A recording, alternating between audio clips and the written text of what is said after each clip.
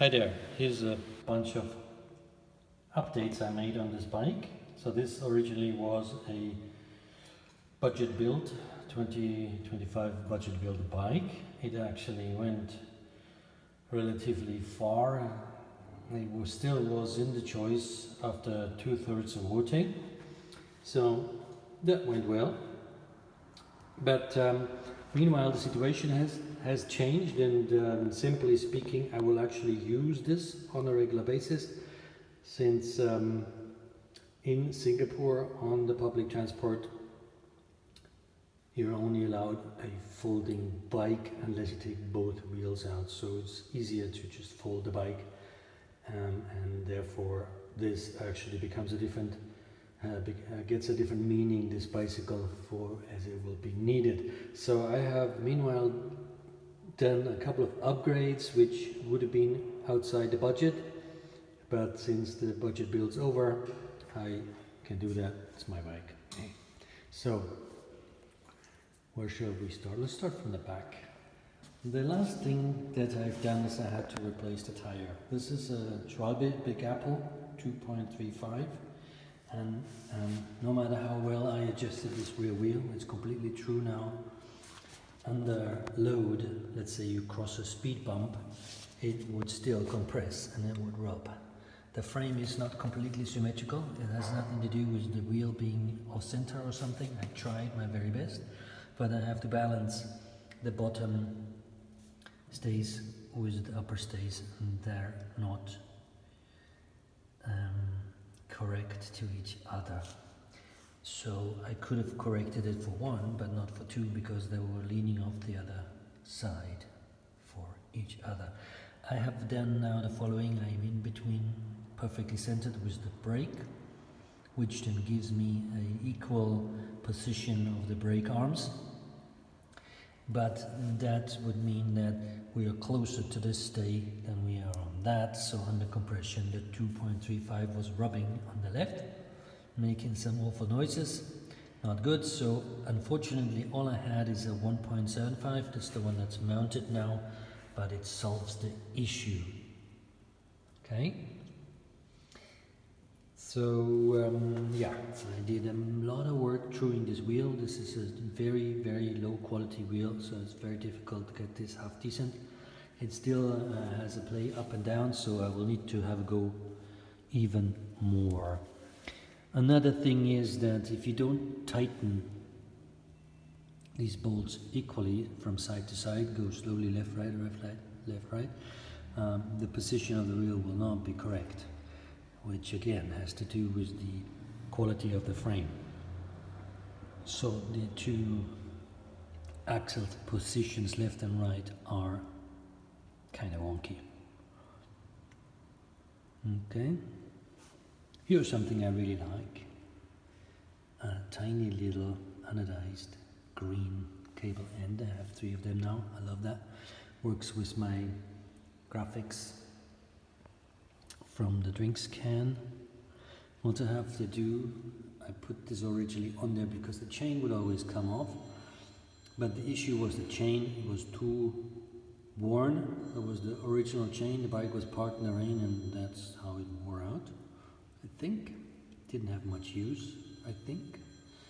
Okay, so I put the front derailleur on in order to hold the chain up, just in case it would drop. Since I have changed to a new chain and cleaned out the cogs and painted them black satin, sorry, chain doesn't fall off anymore, so that's solved. I have also put trusty, well proven pedals on there with pedal spacers in stainless steel. They're more sturdy than all the other materials on offer, so they're heavier, but they don't break. What else? I have upgraded the brake to a proper Shimano brake on the back with Shimano brake pads. That really improves the quality of the braking. What else? Since this is going to be used mostly by my wife, she has the power of choice on the saddle, so that's that. gone back to the original saddle. I have also looked into the routing of the cable because specifically the rear cable was binding down here. You can really see. So I relaxed it a little bit. That has helped a lot. What else have I done? I have a continuous problem with the headset. If I tighten it up too much, the steering is binding. And if I don't tighten it enough, the fork's wobbly. There seems to be no in between. So yesterday I completely took it all out, cleaned it all up. There's quite some rust on the fork, interestingly, so there must have been water sitting in there. So I dealt with that, put some rust converter on the area, put lots of grease and put it back together, so I will give it one more adjustment, and if that doesn't work I will have to replace the headset. So, what else? This one here wouldn't do the job anymore, so I put on a second nut.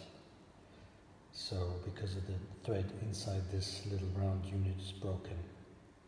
So now we have another nut and a spring washer, so that is better. I also put it down a bit because I realized the longer this is, the more leverage there is, the less the bike is capable of dealing with the leverage.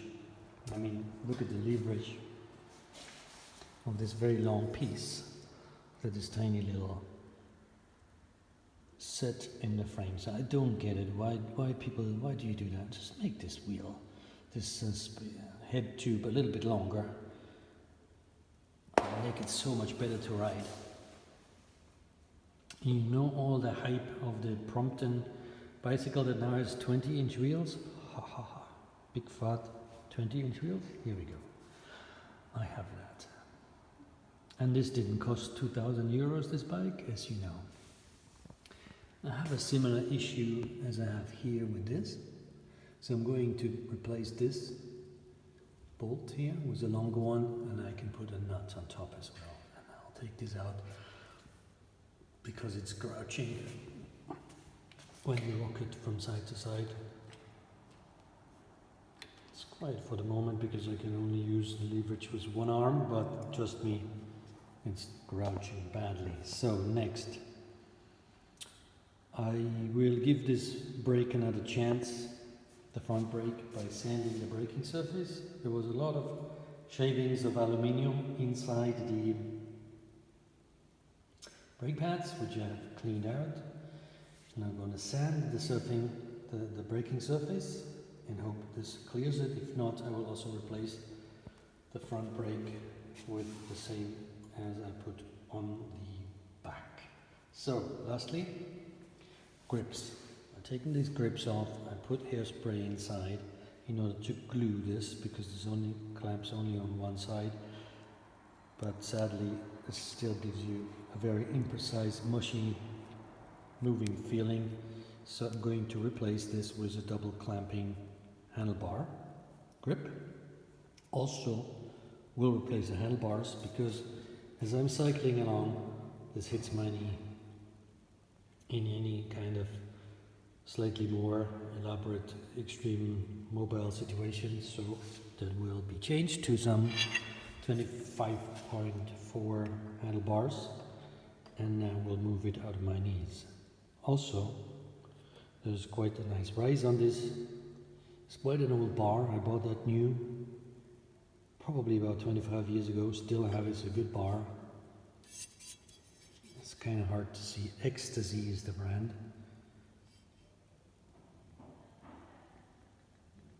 Yeah, it's 660 wide, 25.4. It's a good bar, but it's too narrow for me mountain biking. But it's wider than this,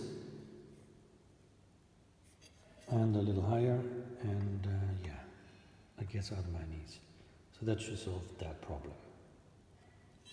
And I think this is it. So main issue, headset. We'll give it one more try to adjust it. I'll replace everything I want to do, and then we'll talk again. One more thing I will do. If you look at the rear brake from the top, the arms are quite out, which on the right side is not just a big deal, but on the left side also the cable leading into that's too far out. So I will swap around the spaces on the brake pad and I will bring in the arm just a touch. It's not much, but you know, by angle, we're gaining about 1 centimeter on this area. So, have you also noticed my little Snickers bag on the saddle? It's just about big enough for one drink or one lock or something, or half a baguette. So that's cool. Decathlon, 10 pounds or something. So with all these modifications, we're well over budget. I would reckon we're about $200 US now. But, you know, compare that to 1,500 pounds of Brompton. Okay, so much for now. Thanks for being here. Please like, comment, subscribe. Let me know what you would do. Take care. Have a good day.